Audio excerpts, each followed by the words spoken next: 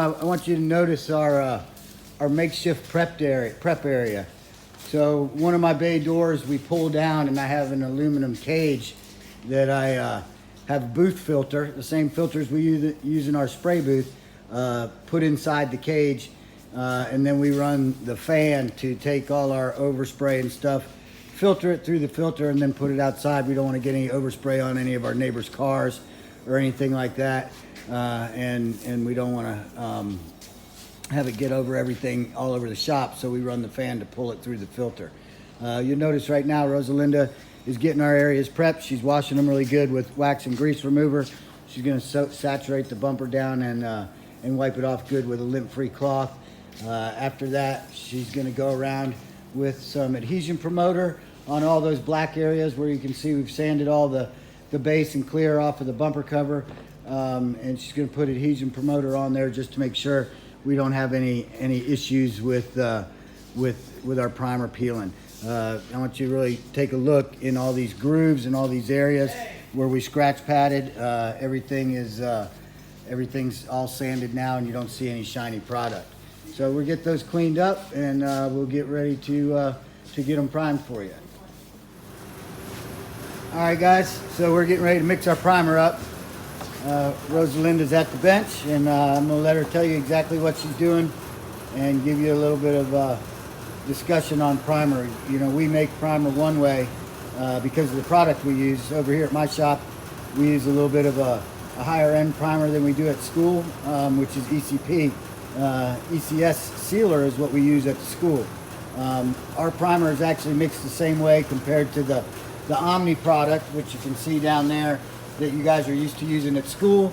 Over here, I opt to use a little bit more expensive stuff for most of my customers' cars. A lot of the cars I work on are extremely high end. Either way, all primers are not mixed the same. Rosalinda will go into that with you a little bit, and she's gonna get ready to mix. Right. So this one is our primer. Right, if you can come a little closer, you can see that it's 4 to 1 to 1. Usually, sometimes it doesn't say it on the can, so you would have to look it up in your P pages, which is on your computer, like right next to the mixing machine. Same way you mix paint, it's going to be in there. If you guys aren't sure, or if it's not on here, go to your P pages, find what you need, look for the actual brand, and then find the number that it has, and it should tell you how you should mix it. It also tells you which one your hardener is. It's the EH 391 for this one, and then whatever your temperature is what your reducer is going to be. Some primers they don't use reducer or not, and sometimes they're like 2 to 1 or 3 to 1. But for this one, it's going to be 4 to 1. We're going to mix it the same way we use at the school, which is the Omni. Right here, you can tell that the way we mix it is I can see it from outside. Right? This is an old-fashioned cup, but you know, still get the same idea. We have 4 to 1 to 1 right here. I go to what I need, which is 12 ounces for both bumpers, and I just go down here, and it's going to give me 555. That will make me 12 ounces. So we're going to first pour in your primer, and you're going to go up to the 5, to the first 5. And we stop. Now it's at 5, and then I usually do it with my hardener first. Sometimes you guys do it with reducer. It's still going to be the same amount that you're going to make because they're both 1 to 1.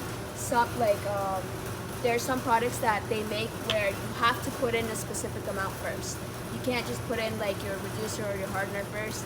It has to be like the specific amount because then it doesn't make it the same way, or it doesn't harden the same way. So we're going to go up to number 5 with this. There we go. And then our reducer, which is 85, because the temperature right now is at 85. Around 85.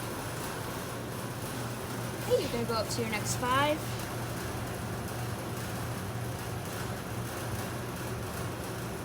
And then it should be good by there. You get a paint stick.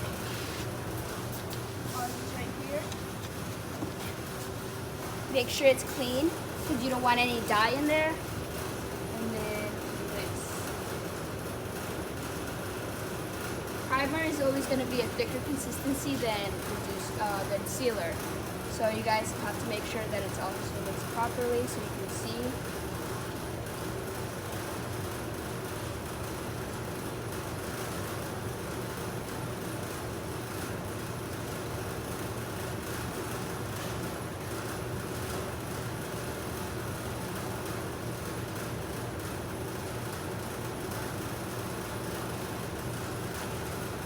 You should be good to spray once you put the caps on.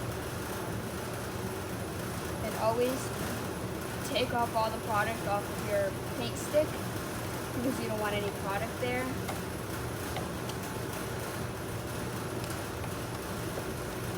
And usually when I'm done with this side, I can still reuse this side, so I always put it in here and then just let it dry over there. And we have our cap. That's how I usually make sure that it's on right. If I lift it a little bit, and if it spills, it's just gonna go in the cup. And then I put the lid on. Good to go. Okay guys, Rosalinda's getting ready to prime. First thing she's gonna do is make sure her gun is spraying right. Usually just does that on a piece of paper.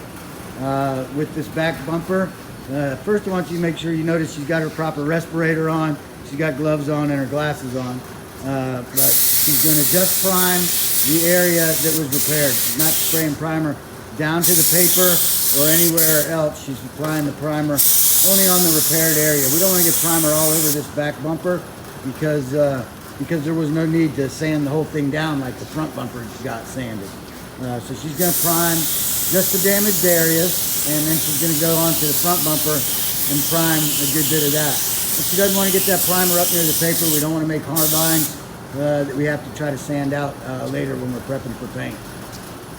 So now she's going to go ahead and move on to the front bumper. And with the front bumper, we already prepped that whole bumper, right? So it didn't need to be taped up anywhere. And she's going to prime anywhere where she sees black on it to make sure it's all primed pretty good. The first thing you want to make sure you do after you get primer on is let it flash. So flash means let all the reducer evaporate out of it and have it be fairly dry for its next coat. We're going to end up applying 3 coats of primer. That's the normal amount that you would apply on any repaired area is 3. You always want to, like I said, start in the repaired area and work your way just a little bit bigger. That's the way I was taught. That's the way we always have done it. I have seen some iCar videos where they do a little bit different. You know, everybody has their own technique. At the end of the day, I've been doing it like this for 40 years, so I guess I'm a little too old to change, and that's how I teach you guys to do it. So either way, she's applying the first coat, and then we have to watch for it, wait for it to flash, and you'll be able to see that when all the gloss and the shine comes off of it, and it doesn't look wet anymore. Okay guys, so our first coat of primer has flashed. If you can look at it now, you see that it's not shiny, and actually I can touch it, and there's no wetness to it. So it's flashed. When Rosalinda applies the second coat of primer, she'll come a little bit bigger, but still doesn't want to get out towards the paper. So where she's a little light right here, she'll cover these areas where it's just a little light. So each time you prime, you can get a few inches bigger. So that's why you want to start small and get bigger and bigger. And as you can see on this one, she'll probably cover most of the bumper except for the edges where it doesn't need to be primed at all because it's already been sanded with 600.